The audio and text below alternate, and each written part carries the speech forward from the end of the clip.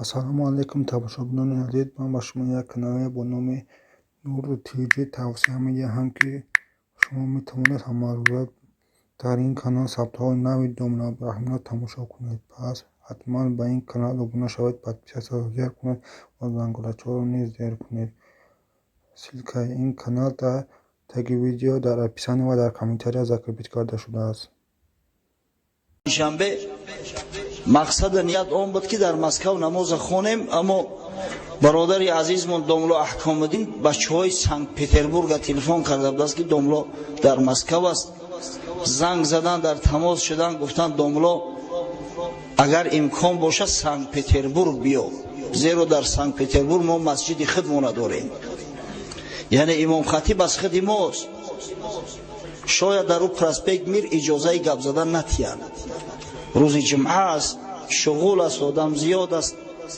واقعا هم خیلی هم شد، اما رهبرای مسجد و فکرم که در تشویش ماندن که اگر روزی غیر جمعه میشد اجازت میدادیم، در این روز مشکل تر است.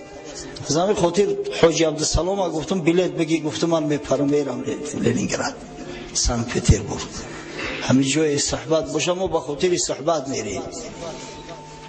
گفت با شرطی که با بگردی مسکو بیایی.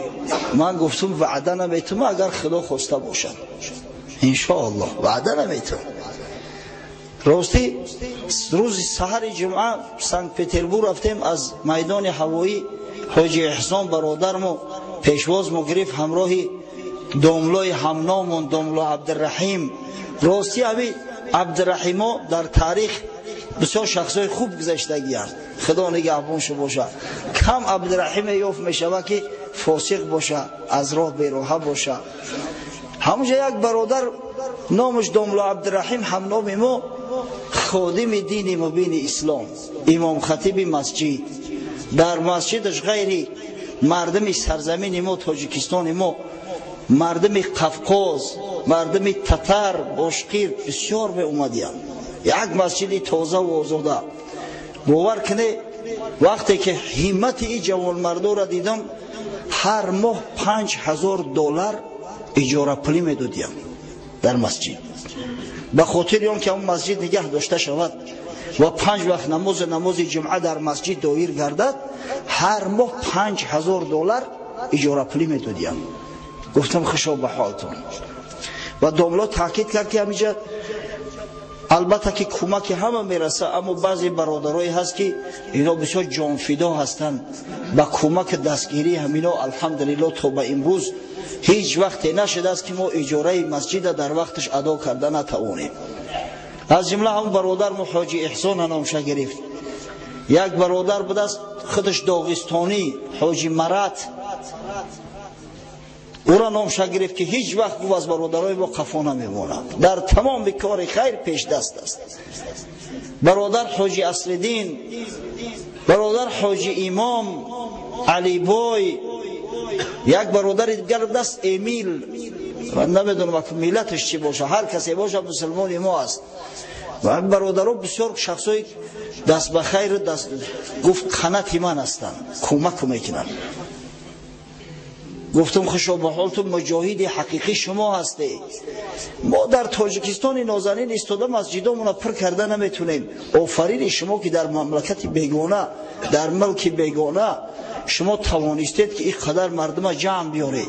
روز جمعه مسجد پر، مسجد در دیم اتجای، زمینا همه پر شفت، از دو طرف همه مردم صف بگرفته است، نماز بخونده است.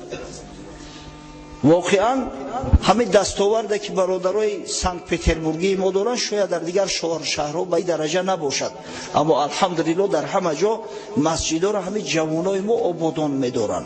اکثر کلی نمازخانه‌های مسجدها جوانای ما هستند. در حقش دعا میکنیم. این برادرایی را که در شهر بیگانه ایستاده مسجد خانه خدا را آبادان می‌دارن و مردم به سوی خدا و به سوی شریعت غرا میخوانند، خداوند از جمیع بلا و آفات نگهبان شو باشه. پروردگارا طبق وعده حبیبت محمد صلی الله علیه و سلم در فردوس اعلا در پهلوی کشک رسول الله صلی الله علیه و سلم از براش قصرها عطا فرمود. و او برادرایی که واقعا دستگیری مسلمانان را میکنن محیب هستند، برادر مسلیمان، برادر ما حاجی احسان همراه رفقاش، برادر عزیز مو حاجی شمس الله، شاید حاجی هم نباشه از شوقت دیگه حاجیش میگم، جوانمردی که در شهر لنینگراد دکان کتاب فروشی اسلامی تشکیل کرده است. باور کنی اگر هم در دکانش پمیدار و بادرینگ بفروشه شاید چند برابر پول زیادتر بگیره، اما خدمتی در اسلام ببینه دکان کرده است مخصوص دیسکای اسلامی و کتاب‌های اسلامی سودا میکنه. این برادران واقعا لایق دستگیری هستند. پروردگار از جمیع بلا و آفات نگهبانش باشه و خداوند جمیع مراد و مقصوداشون حاصل گرداند و سعادت دارین نصیب و روزی ایشان گرداند. آمین. و یک برادر بود حاجی دلشاد جان، چند مدت شما میدونید نامش بسیار شنیده، بسیار محیب است. این برادر یک وقت ما در همینجا شناس شدیم خطیش حشر اعلام کردیم. در حشر همه بچه‌ها یوشک اومدیان طلبه‌های مکتب خون، در بینش یک جوان مردی حضربی پهلوان صورت با لباس‌های بسیار فسان، توفلی‌های زیبای قیمت بها در بین سیمنت اومده سیمنت میشوره. همونجا خطی شناس شدیم. گفتم تو یک طرف بیست، میگو من خدمت کنی اومدم، حشر اومدم. و برادر در روسیه از شنیده است چند مرتبه زنگ زد که طرفی ما نمیای. گفتم نه اکه جورا، ما دیگه تابی در مسافرت بسیار ایستادن نداریم، کوشش باید کنیم که نماز جمعه را در مسجد خود بخونیم. در طلب دعا کرده است که دست جمعی دعا کنه که خداوند گناهام عفو کنه. در حق این برادر و در حق تمام برادرای مسلمان دعا میکنیم که پروردگارا هرچی که بنادانی کردیم، هرچی که با وسوسه شیطانی کردیم خداوند عفو فرما و پروردگارا خط عفو بالای معصیت بندگانت بکش و پروردگارا گناهامون آمرزیده و فردا روز قیامت همراه محبان خیش مشهور مان گردان. آمین. خب اکنون میایم پشت صحبت خود، زیرا صحبت ما بسیار جالب است و بسیار پرمحتوا است و ما باید کوشش کنیم که هر چیز زودتر به اتمامش برسونیم. یادتان باشد زمان خلافت حضرت علی رضی الله عنه رو همراه شما صحبت میکردیم. تا سال 38 هجری براتو قصه کردم. خب سال 39 هجری در اومد، وقتی که امیر معاویه رضی الله عنه دید که طرفدارای حضرت علی تا چند ضعیفتر شده ایستادیان، تا چند پراکنده شده ایستادیان، دیگر او غیرت و شجاعتی که در جنگ صفین نشان داده بودند در وجودشون نمونده بود یا در وجود کم اندر کم شمانده بود. و وقتی که مصر ضبط کردند و محمد فرزند ابوبکر به شهادت رسید، خیلی جرأتش بیشتر شد. سال 39 علاقه خشونها تأسیس داده و به مرز عراق با او سرزمینایی که تابع حضرت علی بدن فرستاد. از جمله نعمان ابن بشیر رضی الله عنه را همراه 2500 لشکر فرستاد به جانب موضع با نام عین التمر که مکان قبایل بنی تغلیب است. در عین التمر مالک ابن کعب از جانب حضرت علی والی تعیین شده بود، رهبر بود با 1000 نفر سرباز. وقتی که اینو شنیدن که قشون شامی ها می آیند، ببینه بجرأتی را 900 نفرش فرار کردن. مالک ابن کعب همراه 100 نفر ماند. به حضرت علی مکتوب نوشت که من نمیدونم دیگه زنده ما را دستگیر میکنی نمیکنی، اما وضعیت بسیار بد است، همه گریخت، 100 شخص همراه مونده است. در مقابل قشون 2500 دشمن تسلیم نمیشه و که انشالله مرگ بر تسلیم شدن اولا میدونم جنگ قبول میکنم. حضرت علی در بالای منبر مردم دعوت کرد که مردم بیای به کمک مالک ابن کعب اما طلبگارا نادر بودن، کم اندر کم بود. جنگ نابرابر قبول کرد مالک ابن کعب. تا نصف روزی با قشون دوانیم، تا بیگاه حتی تا نماز عصر با قشون دوانیم هزاره جنگ کرده است. اما خداوند یک کمکش براش فرستاد. عبدالرحمن ابن مخنف که از بنی ربیعه است، با 50 سواره عازم کوفه بود. در راه از همه عین تمر که میگذشت، حالا دید که مالک ابن کعب با دشمنان می جنگد، با ندای الله اکبر همه 50 سواره خودشون به قشون شامی ها زدند. این شامی ها گمان کردن که کمک از کوفه اومده است از جانب حضرت علی، دیگه دم خدا کردن گرفتن قشون 2500. مالک ابن کعب که از شدت جنگ میگه حتی دم شمشیرش گشته بود، از قهر غضب از قفاشو تاخت با اسب. 3 نفر میگه قتل کرد، با گشت اومد، دلش خنک شد. یعنی که این خارج شدن اولی شامی ها نابرار انجام یافت و مراداشون نرسیدن. اما معاویه رضی الله عنه آرام نگرفت، باز یک قشون دیگر درست کرد و به سوی انبار فرستاد که اگر انبار را گرفتید بعدا میل کنید به سوی مدائن و همون مال که بیت المال جمع آورده است ولی به کوفه نفرستادن، همون را بگیره بیاره. آمدن قشون به انبار هجوم کردن، اما دیگه جرأت نکردن به سوی مدائن روند. مال و ثروت زیاده به دست آوردن، قفا گشتن.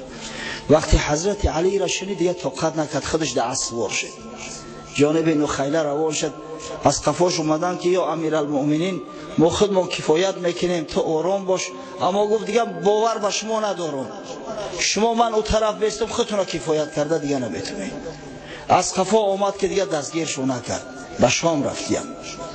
بعدا معاویه ضحاک ابن قیس یک سرلشکر خودش با 3000 قشون فرستاد، باز فرستاد به خاطر خب کشف رزوید که احوال چگونه است، آیا ضعف دارن یا ندارن. اما در مقابلش حضرت علی حجر ابن عدی تمیمی را فرستاد که قشون ضحاک شکست داد، با شکست مواجه ساخت، شبانه گرفتند با به شام رفتند. سال 39 با همه جنگ های خرد که از دو طرف انجام یافت به پایان رسید. سال 40 آخران سال خلافت حضرت علی رسید. در ابتدای سال معاویه رضی الله عنه بصر ابن ابی ارطات که از قبیله عامر ابن لعی است، یکی از سرلشکراش است، با 3000 سواره به مدینه منوره فرستاد به حجاز. در مدینه آمدن کسی مقاومت نمیکنه که او مدینه رسول صلی الله علیه و سلم، کو جوان مردایی که در جنگ خندق پیش ره 10-12 هزار لشکر را گرفته بودند، کسی دیگه مقاومت نکرد. حضرت ابو ایوب انصاری صحابی بزرگ پیغمبر که از جانب حضرت علی والی مدینه تعیین شده بود، جرأت مقاومت نداشت، در پهلوش کسی نبود، شهر پرتافت رفت کوفه نزد حضرت علی اومد، گفت کسی نخیست، هیچ کس نخیست.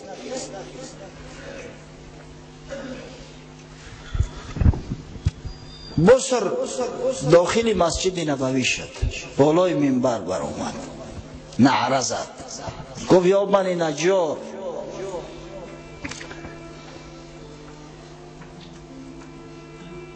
و یک چند قبیله ها را، یا بنی سلیمه و دیگر قوم هایی را که در مدینه میزیستند، یا بنی عبدالاشهل. گفت که او شیخی که من به او بیعت کرده بودم، منظورش حضرت عثمان است، نمیبینه باشی که او شیخ. قسم به خدا گفت اگر معاویه امرم نمیکرد تمام جوانای به بلاغت رسیده تون همش قتل میکردم، تمام بالغا را در مدینه قتل میکردم. اما معاویه امر کرد که به شما کار نگیرم. حالی دیر نشده است گفت بیایی بیعت کنه. این جان خانه سوخته بسیار شیرین است. مردمی که به حضرت علی بیعت کرده بودند، بیعت داشتند، از ترس جان به شورا اومدند با همین بصر ابن ابی ارطاد، یک جاهلی که اصلا صحابی پیغمبر نیست، اومدن بیعت کردند. وقتی بنی سلیمه به خاطر بیعت اومد گفت من شما را نمیبخشم تا زمانی که جابر ابن عبدالله را پیدا نکنه، بیعت نکنه، شما را نمیبخشم. حضرت جابر ابن عبدالله پنهان شده بود. وقتی این سخن رساندنش به نزد مادرم ام سلمه اومد. گفت مادر جان چیکار کنم؟ من میدانم که این لشکری باغی است، این مردمی ناحق هستند، اما میترسم که جانم او طرف است، فرزندام قتل میکنم، قوم همه را نیست نابود میکنم. ام سلمه مادرم گفت که برو بیعت که دیگه علاج نیست. من گفت پسرم مرا امر کردم بیعت کرد. دامادم عبدالله ابن زمعه را، این عبدالله ابن زمعه شوهر همون زینب است، همون دخترچه خورده که پیغمبر صلی الله علیه و سلم وقتی نماز میخواند بالای گردنش سوارش میکرد همون است. گفت رفتم بیعت کردم و حضرت جابر ابن عبدالله با دل ناخواهم در زیر شمشیر مجبورش کردن بیعت کرد. در مدینه چندی خانه ها را خراب کرد بصر. بعدا روانه مکه شد، به مکه اومد. بعضی از صحابه پیغمبر گریختند از مکه. تاریخ همی است برادران، حکم پروردگار همی است. وقتی به قدر شخصای بزرگ نرسیدی بالا دمی ظالمان مسلط میشوند. باید به قدر شخصای بزرگ برسیم، باید حق شناس باشیم. مردمی که از قفای حضرت علی نخیستند، ببینه زرگوشوار از ترس بصر ابن ابی ارطاد دره به دره گریخته و پنهان میشدند. در مکه تمام مردم مجبور کرد همه بیعت کردند. از مکه خارج شد طرف یمن، به یمن آمد. در یمن عبیدالله ابن عباس برادر حضرت عبدالله ابن عباس پسرعمه پیغمبر والی بود. این بیچاره دیگه زورش نمیرسه، سراسیمه شتابان گریخت. بصر آمد در یمن تمام طرفدارای حضرت علی را قتل کرد، کسی را دستگیر کرد. حتی دو پسرک خوردی نابالغ از عبیدالله بودند، دو پسرک خورد، یکی نامش قسم، یکی جعفر، همون تفلکو را کشت. در خانه یک عربی بدیم، او بیچاره خیست از بن کنانه، گفت تو شرم نمیداری ای خدا، همین تفلکو چیکار کردیم که تو قصد کشتن اینا داری؟ همون تکی از اول مرا بکش. بیچاره شمشیر کشید جوان مردونه. اول بیچاره اون مردی از بن کنانه را کشتن، بعد همین دو تفلک سرشون از بدنشون بریدن مثل گوسفند.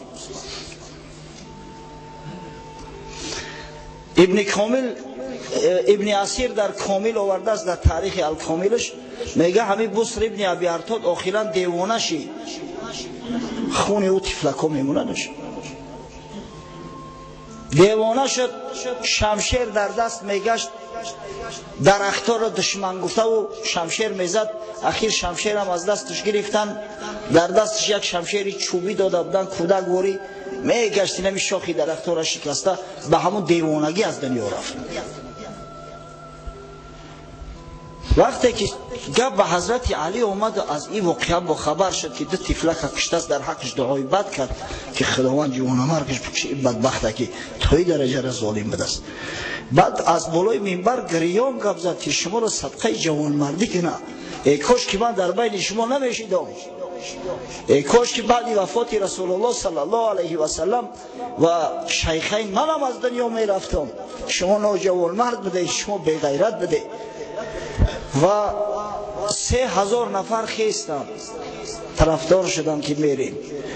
تحت سرپرستی جاریه ابن قدامه و عازم راه شدند. اول آمدن به یمن، بصر گریخت نوجوان مردانه، بصر جرأت نکرد جنگ کنه، گریخت. بعدا عازم مکه شد، مکه را رفت گرفت. و مردم مکه گفت شرمنده ها بیعت نمیکنه، شما با بصر بیعت کرده و با علی نه. همه وقت آوازه شده بود که حضرت علی به شهادت رسیده است. گفتم با کی بیعت کنه؟ امیرالمؤمنین شهید شده است. گفت به حسن بیعت کنه، به هر کسی بیعت کنه که مردم کوفه بیعت میکنن. مجبور شو کردم بیعت کردن. این شرمندگی را ببینه. مردم دیگر به درجه ضعیف ایمان شده بودن که همه بیعت شده مثل دستک واری عوض میکردن، پیچتکه واری. از اونجا با مدینه اومد، تمام مردم مدینه را امر کرد که برای حسن بیعت کنند. برای حسن بیعت گرفت از مردم مدینه. بعد بازگشت اومد، اما در این بین حضرت علی به شهادت رسیده بود. گفتیم که حضرت علی در جنگ نهروان گروه خوارج قتل کرد. وقتی از حد گذراندن و تجاوز کردن، از میانشون همگی 7 نفر زنده مونده است و بعضی روایات 9 نفر دیگر همش از نمی شمشیر گذراندن. و همون پیرو و هواخواهاشو در دل قصد علی داشتند، دشمنی علی داشتند. یک روز 3 نوجوان مرد از همین خوارج جای جمع بدن، از زمانهای گذشته قصه میکردن با سوز و گداز که فلانی را کشت علی، فلانی را کشت علی، فلانی در فلان جنگ شهید شد، فلانی فلان شد. و گفتن که نه خب برادرای ما کشته شدن، ما مثل زن آرامشینیم، قصاص برادرامون نگیریم. یکی از میانشو با نام عبدالرحمن ابن ملجم مرادی در ابتدا میگن از بنی تمیم بود، بعدت به بنی کینده رفت، هم پیمان شد. این بدبخت گفت حضرت علی در ذمه من، علی را من میکشم. یک نفر دیگه با نام بورک ابن عبدالله تمیمی گفت من معاویه را شرش از شما کفایت میکنم. خب شریک سوم شو عمر ابن بکر تمیمی گفت که من مصر میروم و عمر ابن عاص به هلاکت میرسونم.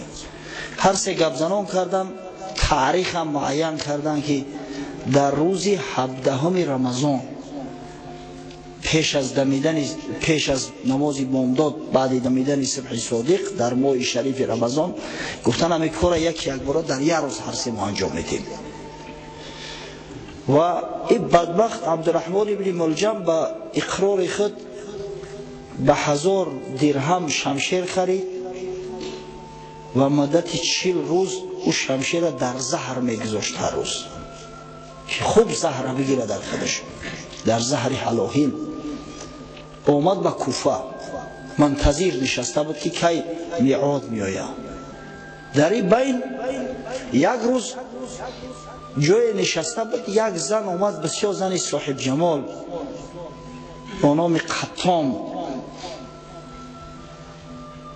و این زن قطام ابن جهنه نمازخوانی اومده ایستاده است مسجد، دید گفت این کی است این زن قدر زیبا؟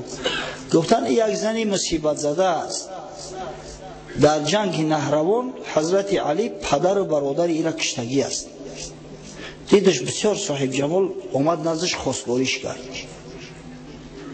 زن گفت 3 شرط دارم، اگر همین 3 شرط اجرا کنی من راضی است میگیرم. پرسید کدام شرط؟ گفت اول 3000 دینار مهریه میتی، دوم یک کنیزه که یک غلام برام هدیه میکنی، سوم حضرت علی کرم الله وجهه به قتل میرسونی. این بدگهر گفت من خودم به همین خاطر اومدم، تا حاضر را به کسی اقرار نکردم، نه که خاطر داسوده باشم، من به همین خاطر اومدگیم. 3000 درهم داد، 2 غلام امول کنیزه که غلام داد، اینا نکاح کرد گرفت. بدبختی قطامه. ببینه این کینه تا کدام درجه در منسوز است. دشمن اگر پشه باشد کمتر از فیلش مدان. بهوده نگفتیم بزرگان، یک زن ببینید تا کدام درجه را کینه داره در دلش. و مرد را با نام وردان از قبیله خود از قوم خود آوردش گفت اینمی کمکت میکنم. همچنین یک راهزن بدبخت دیگر بود با نام شبیب، او را دعوت کردن، گفتن یک کاری خیر است بیا اشتراک، هم نامت میبروی و هم صاحب مال و ثروت میشه. گفت چی کار است؟ گفتن همین حضرت علی را میکشیم. گفت خاک در سرت آدم دیگر نیفتی، کسی جرأت نمیکنه به علی نزدیک شوه، اینا چه خیلی با میکشیم. بدبختی عبدالرحمن گفت در داخل مسجد حضرت علی با شمشیر داخل مسجد نمیشوه، نخست میزنه باشه. صبح نقشه همو کشیدگی است. نما این بدگهر هم راضی شد. صبح روزی اکا حضرت علی آگاه بود، میدونست که شهید میشود. به درجه دیگه دلش مانده بود از مردم که بسیار دلخوره شده بود. مرگ آرزو میکرد حضرت که از همه زندگی با این نوجوان مرد و بغیرت ها مرگ برای من اولاتر است. یک حدیث است امام حاکم در کتاب المستدرک علی صحیحین روایتش کرده است از حضرت علی رضی الله عنه، و امام ذهبی در تلخیص موافقت میکنه با امام حاکم، یعنی حدیث صحیح است که پیغمبر خدا صلی الله علیه و سلم بار به حضرت علی مراجعت میکند و میگوید الا ان الامه ستغدر بك بعدی، آگاه باشی علی که امت بعدی من به تو خیانت میکند. و انت تعیش علی ملتی و تقتل علی سنتی، تو به ملت من زندگی میکنی و طبق سنت من به خاطر دفاع از سنت من به قتل میرسی، به شهادت میرسی. من احبک احبنی و من ابغضک ابغضنی، هر کسی که تو را دوست داشت مرا دوست داشته است و هر کسی که با تو دشمنی ورزید با من دشمنی ورزید است. در یک روایت اومده است که با پیغمبر دوام میده که و من احبنی فقط احب الله یا احبه الله، هر کسی مرا دوست می‌داره او خدا را دوست می‌داره یا خدا او را دوست می‌داره. بعدا حضرت گفت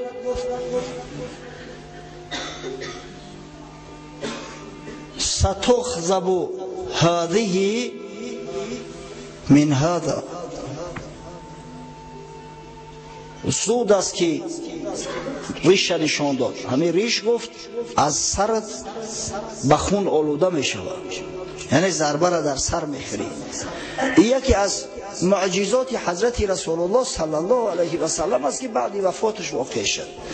حضرت علی می دونست، حتی بعضا غضبش میکرد، میگفت کو همون شرار، کو همون قاتل ابله چرا تأخیر میکنه، چرا کار تیز تمام نمیکنه که زود به وصال خدا برسه. در همین صبح 17 حضرت فرزنداش از خواب بیدار کرد، بعد نماز تهجد رمضان بود، بعدا به نماز اومد، از در مسجد وقتی وارد شد گفت الصلاة الصلاة، به نماز بیایه، به نماز آماده شوه ای مردم. همه وقت هجوم کردن. اول شبیب زد ضربه، حضرت خش قفا کشید، شمشیر در زد، در تخته در خورد. اما این بدبخت ملعون از این طرف بود، در قرن حضرت در پیشانیش از پیشانی بالاتر در همه اوبکی سر به شمشیر زد، به شمشیری که با زهر و مخته بود. در یک لحظه خون تمام روش فرا گرفت. این بدبخت شبیب گریخت، از فرصت استفاده بود در میان مردم آمیخته شد گریخت. وردان تا خانهش گریخت، اما یک شخص از حضرموت از قفاش اومد در خانهش قتلش کرد. اما این عبدالرحمن ابن ملجم دستگیرش کردن، میخواستن پارش کنن، اما حضرت علی معنیشو کرد، گفت آرام باشی، ما حق نداریم. گفت اگر گفت به شهادت رسیدم. به حضرت حسن فرزندش گفت که به همین شمشیر خودش بدبخت قتل کرد، اما اگر به شرطی که زنده ماندم من خودم خطیش صحبت بکنم. خون از سر روش میریخت. حضرت با عبدالرحمن ابن ملجم مراجعت کرد، گفت بدبخت، گفت مگر من در حقیقت نیکی نکرده بودم؟ گفت بله. تو به سعادت. گفت چرا این کارا کردی؟ و چی خاطر؟ گفت گپ بسیار نکن، من این شمشیر 40 روز در درون زهر گرفتم، اگر گفت یک شهر به همین ضربه بزنم همش بمیرم. مهلتت بر شمار است، اگر یگان وصیت داری وصیتات بکن، گپ بسیار نکن. و حضرت وصیت تاریخی خود کرد. در همون حالت خونش آوردنش، جیانش جعده ابن حبیره پسر امیهانی پسر اپش پیش در آورد، گفت نمازی مردم بخوان. خودش آوردن در خونه.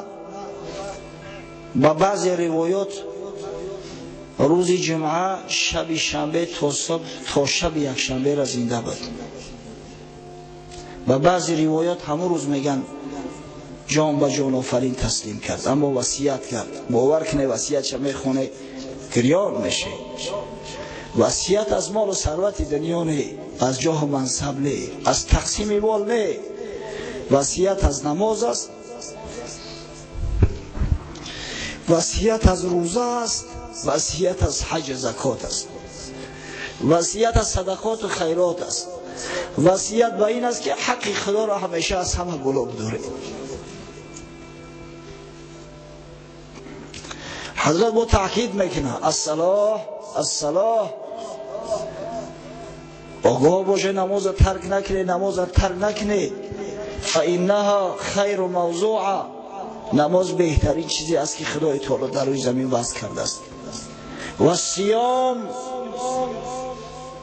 فانه جنه، روزه را بداره که این روزه سپر است برای شما، از تمام بلاها نگهتون میداره. و زکاه و صدقه فانها تخفئ غضب ربی، زکات مالتون بتین، صدقات بتین، زیرا غضب خدا را فقط زکات و صدقات میتونن که خاموش کنن. بعد امام حسن و امام حسین تاکید کرد که پسرای کلان من شما هستید، دو درکاتون خشرو نگاه کنید، حریم پاک ما را آلوده نکنید. و محمد ابن حنفیه پسرش در پهلوش بود.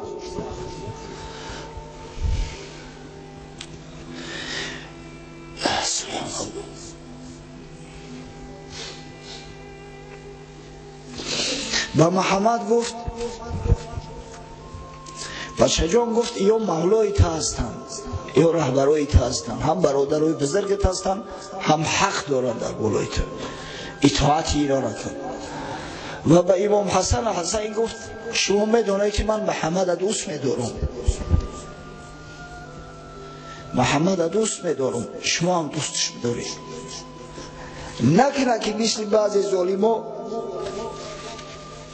دادرکای خورد ایختون را ترک کنه، هرگز برادراتون را ترک نکنه، به جایی که رفتی همراه ببری. همین نصیحتی پدر را گرفتند حضرت ها که وقتی میخوانیم حرب کربلا را، در حرب کربلا قریب اکثری کلی فرزندای حضرت علی به شهادت رسیدند، زیرا حضرت امام حسین یگان تشنج گذاشت. غیر محمد ابن حنفیه که به سفر برآمده بود، همه را دیگه خطش گرفته بود، خواهراشا برادراشا هم همراهش بود.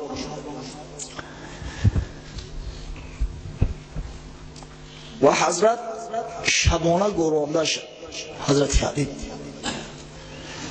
در مسئله موضعی که گرانده شده است اختلاف به حد بسیار است. خطیب بغدادی چندین روایت ها را آورده است با اسناد. با یک روایت که روایت صحیح تر است، میگن حضرت علی را شبانه فرزنداش امام حسن، امام حسین و عبدالله ابن جعفر پسر برادرش شستند در قصرالاماره دارالاماره در همون مکانی که زندگی میکرد در حولی خلوت گراندنش.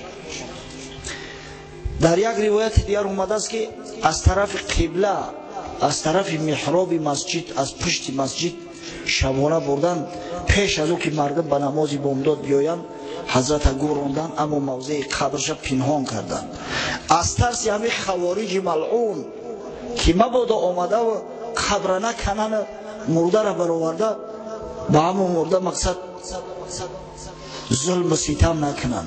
بدبختای یا فعل داشتن قبرها را میکندن مرده ها را آتش میزدن. لعنت خدا بر ایشان باش.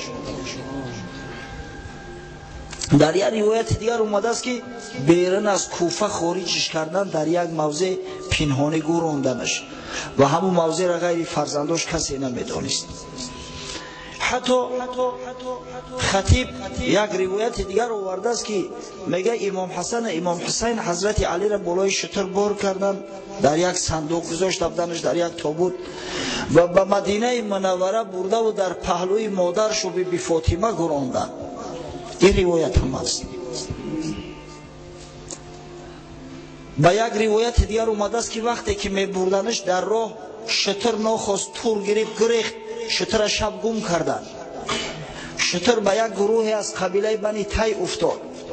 اونا گمان کردن که در داخل صندوق زیور است. وقتی پایونش کردن دیدند یک شخص نورانی در داخل تابوت خواب است. گرفتن در خاک گذاشتنش گورش کردن قبرش کسی نمیدونه که در کجای. و خطیب و دیگر بزرگا ابو نعیم اصفهانی و تمام معارخ‌های بزرگی الحمدلله اهل سنت و الجماعه تاکید میکنن از امام طبری شروع کرده میگویند همین قبری که حالی در نجف است و میگن مرقد حضرت علی است همین به ثبوت رسیدگی نیست بلکه حتی ظن زیاد است گمان زیاد است. بعضی‌ها یقین هم کردند که این قبر مغیره ابن شعبه رضی الله عنه است. در این موضع حضرت مغیره گرانده شده است.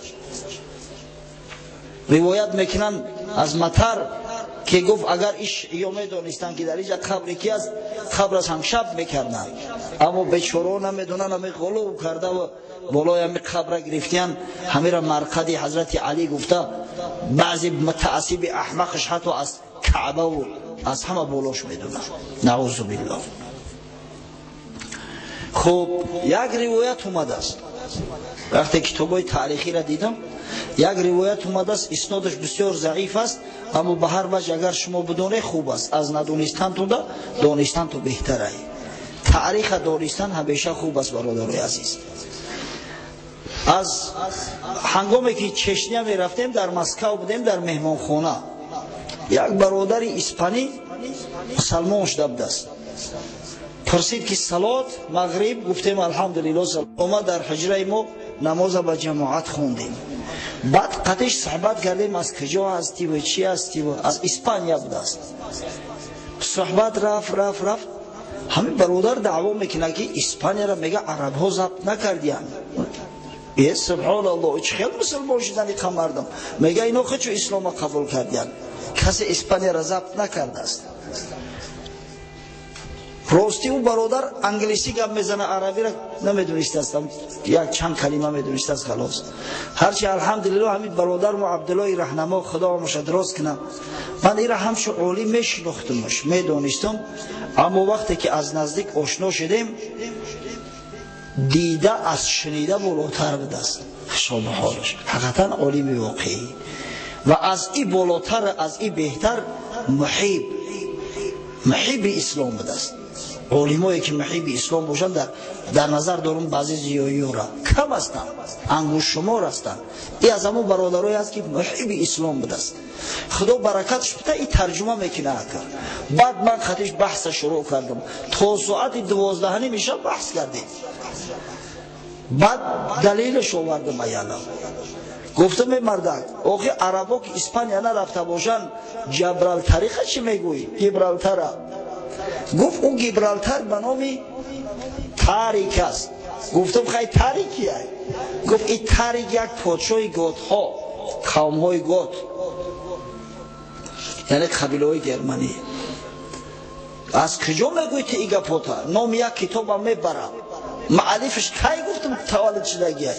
گفت سال 1924 مرد است. گفتم این اعتبار نیست گپی ایران، نامعقول کرده است. بعد از کتاب مستشرقای خارجی و از کتاب تاریخ نگارای اسلامی و براش دلیل و حجت بسیار آورده بود. جنگ های تاریخ ابن زیاد، شکسته شدن قشون یا تو هسته فریدریک پادشاه گونها گفتیم به جنگ می آید، کشته شدنش ایالا گفتیم اخیر مسترمان بعد دستاش برداشت تسلیم شد. یک برادرمو عبدالله رهنما میگه که دولی هم سری وقت بس که این میگه پروفسور هیستوریا. ما گفتم پروفسور خوک نیستیم، نه که الحمدلله ای تاریخ مخبر هستیم. اگر که تصور کنه که من تاریخ نمیدونستم، قطعی برادر چه خیلی گپ میزدم، چه خیلی را اثبات میکردم که الحمدلله مسلمانای عرب، مسلمانای بربر داخل اسپانیا شدن، در اوج اینقدر حکومت ها تشکیل کردن، دولت ها تشکیل کردن. آخران دولت شد دولت غرناطه گرینادا سال 1459 برهم خورده است از جانب شاه فردیناند پادشاه اسپانیا. وقتی همین گپورا که گفتمش به همین نامو بعد تسلیم شد، نباشه قبول نمیکنه. از همین خاطر این تاریخ بسیار فنی مهم است. همین قصه را براتون میکنم. قصه اساسش کم است، اساس ندارد بگیم من میشود، اما شاید در بحث مباحثه با شیعه همه قصه را بیارن، شما باید بدانینش که جوابشون گفته بتانید.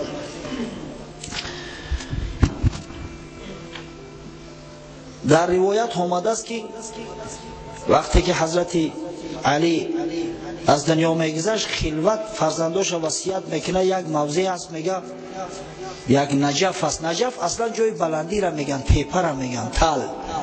در همون جا ما رهبری بگورونه شبانه تو کسی قبر ما نبینه.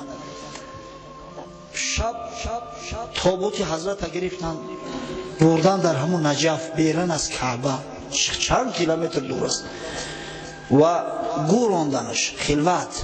کسی آگاه نبود، کسی نمیدونست در کجا است. از بین 149 سال گذشت، زمان خلافت هارون رشید شد. علاقه اموی ها از سر قدرت رفته بودند، جای اونا خلافت عباسی ها مستقر شده بود.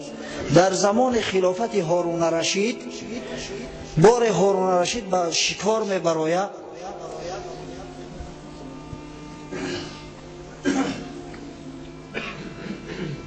و در هنگام شکار آهوها را وقتی که دنبالگیری میکنن سگها، گویا که آهوها بالای همون تل میبرویند اما سگا در پایان میمونند، سگا نمیبرویند. هارون رشید در تعجب میمونه که چی واقع شده باشه، چرا نبر اومدن. وقتی بالا میبروید در قبر میبینند، در قبر پهلوی هم دیگر. سوال میکنه که این قبر کی باشد. از مردم گرد اطراف وقتی سوال میکند، کهنسالترین مصفید نزدش میارن، میگه که از روی شنیدی من این قبر حضرت علیه، دویم شنه میدونم اما یکمش قبر حضرت علیه. تو میگه از کجا میدونی؟ میگه که من یاد دارم که بعضی فرزنداش نبیروهاش به همه جمعه اومدن به زیارت بعضا. وقتی که هارون رشید از فرزندایش که در همون زمان زندگی میکردن، موسی الکاظم باشه، شاید رضا باشه، امام رضا باشه، سوال میکنه، تصدیقش میکنن که واقعا همیجا قبر حضرت علی است کرم الله وجهه. بس سوال میکنه که این دویم شخصش کی بود. من همین قصه را فقط برای همین قبر دویمش آوردم برایشون. این دویم شخصش کی است؟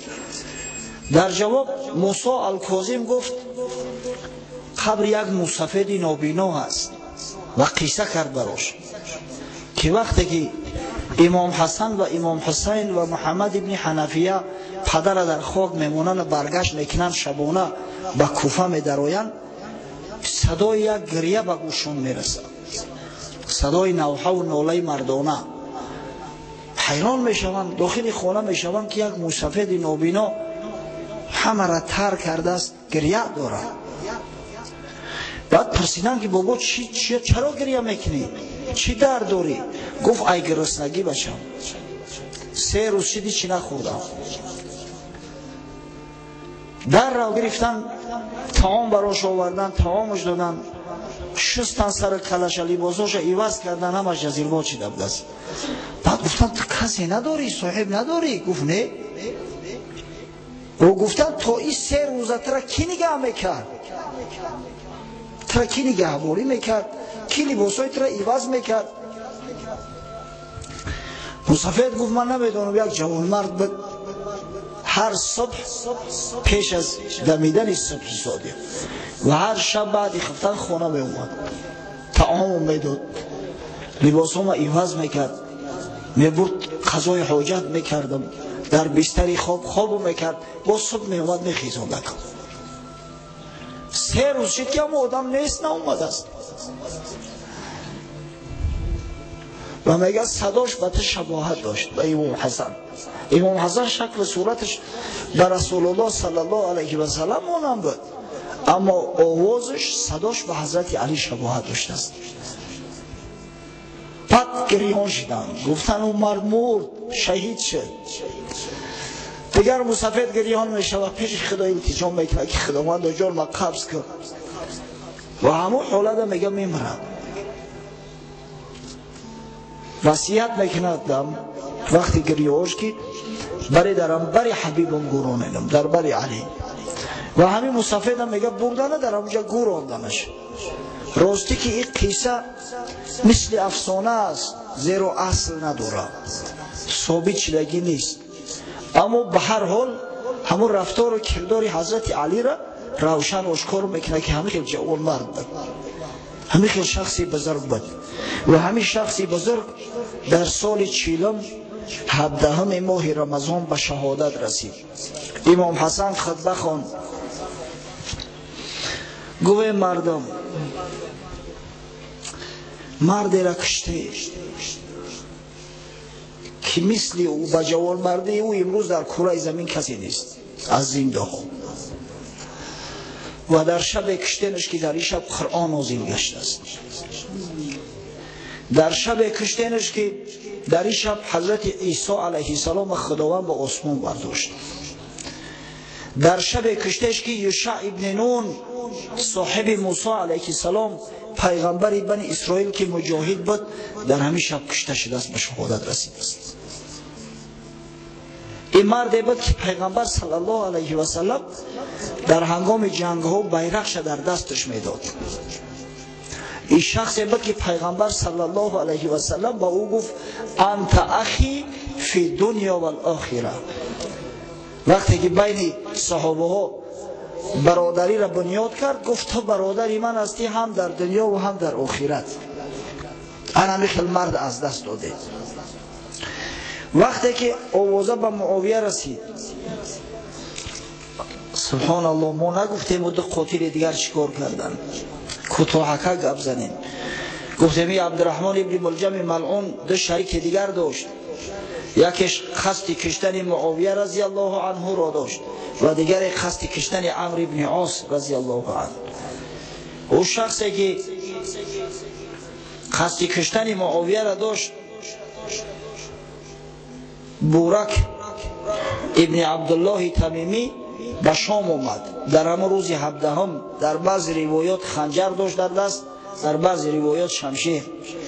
به معاویه هجوم کرد. حضرت معاویه عادتا به پاسبان نمیگشت، به جاندار نمیگشت، همین قدر دستگیر کرد که یک ضربه بزنه و همون ضربه در دنبش آمد، در دمغازه و در دستگیرش کردن. گفت اگر نکشیم یک خبر خوش برات میرسونم. گفت چی خبر است؟ گفت که در همین ساعت حاضر علی را به قتل رسوندن. گفت نامعقول کردی، شاید کشتش نتونست. گفت نه. علی گفت پاسبان میگردیم قتلش. علی توکلش فقط به خدا میکنه. او رو علیق میکشن. اما حضرت معاویه گفت همین خوشخبری تا از مرگی تا امر کرد، قتلش کردن. و حضرت معاویه گریست وقتی از قتل حضرت علی بخبر شد. زنش شبانه بود، زنش گفت تو چی گریه میکنی؟ با تو بر ضدش دشمنی کردی، خیستی، قدر سال جنگ کردی. گوه زنی ناقص العقل، واقعا همی زن مردم مدراز ناقص العقل میشوند. تو نمیدونی که مردم مسلمان ها چی شخصی بزرگی را از دست دادن، چی فضلی را، چی علمی را، چی فقهی را از دست دادن. او مردک از حد ناس بود، افقه مردم بود، اعلم مردم بود. ابن کثیر در البدایه و نهایه همه را آورده است. و او شخصی که به مصر رفته بود از برای قتل کردن عمرو ابن عاص، صبح منتظر بود این ملعون را ببینه، در داخل مسجد بود منتظر بایستند. قتل در داخل مسجد میکنن در خانه خدا. عمرو ابن عاص شبانه چی طعامی را خورده بود است که شکمدر چیده بود است. صبح به مسجد آمده نتونست. در جاش یک رفیقش تعیین کرد امام و با نام خارجه. وقتی که خارجه به مسجد آمد از برای نماز خواندن و پیش در آمدن، او بدبخت اما عمرو ابن بکر با شمشیر زد، در یک لحظه به قتل رسانده شد. و هر باره که با شمشیر میزنن نعره میزنن لا حکم الا لله، حکم فقط خدا کرده میتونه. همون پدرسگی که حضرت علی را کشت، او بدبخت همیشه لا اله الا الله میگفت، لا اله الا الله ذکر میکرد، قرآن میخوان. در بعض روایات اومده است حضرت عبدالله ابن جعفر غضبش کرد، بدبخت اول یک دست شبرید، ذکر میکنه، بعد دست دیگر شبرید. ای خشم غضب چشماش شکفت، اگر چندی حضرت علی معنشو کرده بود که مسلش نکنه. وقتی میخواست زبان شبه بره، بعد در گریه و ناله زد که ها زبان من نبری که ای ذکر میمونم. برای من دهشت است که یک لحظه به ذکر خدا باشم. ببینید وقتی شخص منقورت کردن ملعونه، دیگه نه ذکر فایدهش میکنه نه قرآن فایدهش میکنه. دست به این همی جنایتی بزرگ زد و نامش در تاریخ با لعنت یاد میشود. یکی از لعنت زده های خدا و پیغمبر خدا است. اما دعوای این را داشت که من در راه حقم، حق رفتار میکنم. همین عمرو ابن بکر نعره زد لا حکم الا لله، گرفتنش، دستگیرش کردن و آوردنش نزد عمرو ابن عاص. و به عمرو ابن عاص امیر گفته مراجعت میکنن. گفت ای کی است؟ گفتن عمرو ابن عاص. گفت من کی را کشتم؟ گفتن تو خارجه را کشتی بدبخت، یگانه دیگر را کشتی. گفت من مقصدم تو بدن که خلاص خوردی. حضرت عمرو هم امر کرد، در جوش بدبخت کشتن، قتلش کردن.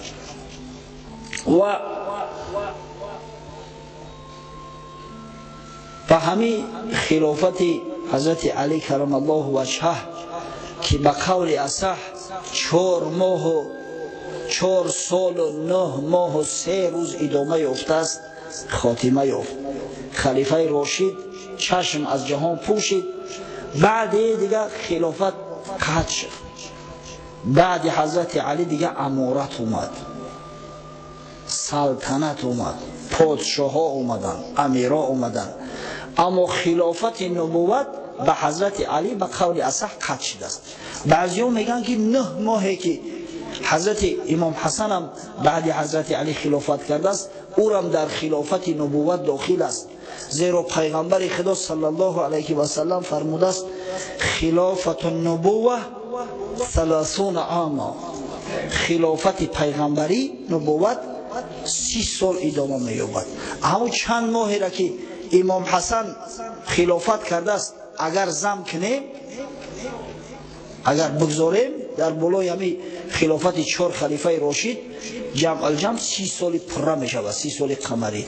از همین خاطر امام حسن هم در خلفای راشد داخل میکنند. راستی که وقتم تمام شد. درباره فضایل حضرت علی من میخواستم یک دو سخن دیگه بگم، اما افسوس که میبینم وقت تنگ است. اما این شخص بسیار شخصی بزرگ است، بسیار شخصی بزرگ است. متاسفانه وقتی که مبارزه و ضدیت بین اهل تشیع و تسنن به حدی بالا رفت، مردم دیگه به ترس هراس از فضایل حضرت علی گپ میزدگی شدن. ای مردم، ای چی میترسی؟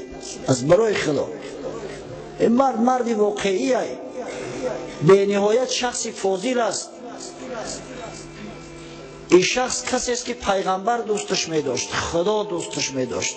درباره فضیلتش من یک ساعت گپ زده بودم اما کفایت نمیکنه. و همین شخصی بزرگ بعدی وفاتش به دشنام حقارت ها دچار شد. شخصی را که مرد از شهید شد، از بعضی به سعادت ها دشنام حقارت میکردن. در مستدرک امام حاکم آمده است از عبدالرحمن جدلی، میگه نزد مادرم ام سلمه اومدم، سلام علیک کردم. میگه مادرم رضی الله عنها مراجعت کرد، گفت از کجا هستی؟ میگه گفتم از مردم عراق. گفت هل یسب رسول الله صلی الله علیه و سلم عندکم؟ در ملک شما گفت پیغمبر صلی الله علیه و سلم دشنا میتن؟ میگه گفتم معاذ الله، خدا پناه بده، این چی سخن است میگوی؟ چه شخص زبانش میگرده و پیغمبر خدا صلی الله علیه و سلم دشنا میتن؟ دشنام پیغمبر کفر است. در جواب میگه گفت سمعت رسول الله صلی الله علیه و سلم یقول من سب علی فقط سبنی. گفت من از پیغمبر خدا صلی الله علیه و سلم شنیدم که حضرت میگفت هر کسی که علی را دشنام بده مرا دشنام داده است. حدیث امام حاکم به شرط شیخین روایت کرده است و امام ذهبی در تلخیص مستدرک موافقت میکنه با او. حدیثی صحیح است. متاسفانه وقت متنگ است، حتی بسیار در یک جای عجیبش رسیدیم، ولی عاقبت خلافت معلوم نیست به چی رسید. از همین خاطر ان شاء الله هفته آینده در موضوع زمان خلافت امام حسن هم یک صحبتک میکنیم و از جمله درباره اویله حضرت علی، خانوادهش، اهل بیتش، ازواجش، فرزنداش مفصلا ان شاء الله هفته آینده صحبت میکنیم که خدا خواسته باشد اگر هفته آینده صحبت مو تمام شد قصه های تاریخی را به همین خاتمه میبخشیم. اما اگر با گفتنی اگر باقی ماند با هفته دیگرش ان شاء الله داملو ابراهیم گمان میکنم که تمام سوالا را جواب گفت در این مدت هایی که ما نبودیم. در آخر دعا میکنیم که پروردگار را شنیدن تاریخ، قصه های تاریخی که از تاریخ بزرگان اسلام رد بدل می شود از برای ما عبرت قرار ده و پروردگار را مساعدت فرما که حق شناس باشیم، مرد شناس باشیم، یا مرد باشیم یا در خدمت مرد و خداوند عاقبت کار مسلمانان را به خیر انجام ده. پروردگار را جنگ و نزاع‌هایی که بین مردم مسلمان در تاریخ واقع شده است برای ما نمونه عبرت قرار ده تا هیچ وقت مسلمان بر ضد برادر مسلمان خود تیر و تفنگکشی نکند. پروردگار را بین الفت، مودت، محبت، دوستی برقرار کن تا اینکه دشمنان نتوانند که در میان صفهای ما رخنه وارد سازند و پروردگار را عاقبت کارمون به خیر انجام ده و پروردگار را محبتی حبیب محمد صلی الله علیه و سلم و محبت اصحاب بزرگوارش خاصتا چاریار حضرت خلفای راشد آن حضرت صلی الله علیه و سلم را در قلب ها جای ده و پروردگار را مساعدت فرما که این محبت توانیم به اهل بیت خیش و فرزندان خیش نیز دیم و اونا را نیز در روحیه محبت اسلام، محبت خدا و پیغمبر و اصحاب بزرگوار کلام سازیم و خداوند و جمیع مراد و مقصودی بنده های مؤمن برآورده گردان. ربنا افتح بیننا و بین قومنا بالحق و انت خیر الفاتحین برحمتک یا ارحم الراحمین. محمدی برادر اسلامی من است، اگر چند سین سالش بس میشاید که پدرش بگیم اما ما و شما همه برادر اسلامی هستیم. دعا میکنیم که خداوند جمیع مراد و مقصوداش حاصل بگردونه. خدا نگهبانش باشه که همین دستارساز ما همه حضرت است. و در حق فرزندش یار محمد دعا میکنیم که پروردگار از جمیع بلا و آفات نگهبانش باشه. و یک پسرکش در ترکیه میخواند در دانشگاه اسلامی. دعا میکنیم که خداوند براش ذهن ذکی و فهم ثاقب عطا کند تا اینکه عالم به عمل صاحب علم نافع و سرزمین برگشته و خدمت دیار و خدمت مسلمانای سرزمین کند. آمین. در حق یک برادر خوب ببخشید، در حق یک خواهر اسلامی که طلب شفا داشته است، ایشان حمدالله زنگ زد گفت یک خواهر اسلامی بیمار است، طلب دعا دارد که دست جمعونه دعا کنیم. در حق این خواهر و تمام خواهرای مسلمان، هر کسی که امید دارد در حق فرزنده که خودمون ما دعا میکنیم که خداوند براش شفای کامل عاجل عطا کن و پروردگار را تمام زنهای مسلمان، خواهرای ما، مادرای ما را در پناه خیش، در حفظ خیش نگه دار و خداوند عصمت ایشان را، ستر ایشان را، مستورگیشان و شرف و کرم ایشان را دفاع و حمایت کن. آمین. خب در حق برادر ما فرخ جان دعا میکنیم که پروردگار از جمیع بلا و آفات نگهبانش باشه. این برادر و خداوند جمیع مراد و مقصوداش حاصل گرداند و پروردگار سعادت دارای نصیب روزی ایشان سازد.